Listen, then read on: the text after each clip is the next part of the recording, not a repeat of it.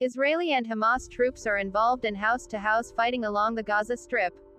War conditions like this also have a negative impact on the civilian population amidst the loss of humanitarian aid. As the Israel Defense Forces (IDF) fights its way through heavily bomb-damaged urban areas in North and South Gaza, Hamas is increasingly relying on homemade bombs to cause casualties and slow the offensive. Gaza's Hamas-run health ministry says 1,207 Palestinians have been killed since the collapse of a temporary ceasefire earlier this month, and 70% of the dead were women and children.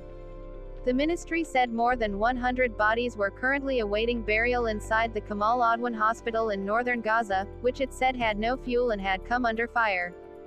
The entire northern region of the Gaza Strip has no health services, said Munir al-Bursh, director of the hospital, to The Guardian, the 12th of July 2023. The focal points of fighting over the past 2 days have been the Jabalia refugee camp and Shujaiya district in Gaza's north, as well as Khan Yunis and Bani Suhaila in the south. The IDF has so far controlled most of Rong Road A, Din, the main north-south highway that runs down the middle of the coastal strip. The UN and aid agencies say there is no longer a safe place in Gaza. According to the UN, 1.87 million people, more than 80% of Gaza's population, have fled their homes. Many had to leave their shelters several times to escape Israeli attacks. The pattern of attacks targeting or impacting civilian infrastructure raises serious concerns about Israel's compliance with international humanitarian law and significantly increases the risk of atrocity crimes, the UN Human Rights Office said.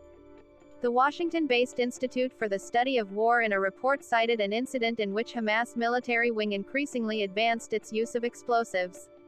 The agency described Hamas tactics of pulling down a house on Israeli soldiers in Khan Yunis and carrying out an armor-piercing attack on an Israeli tank.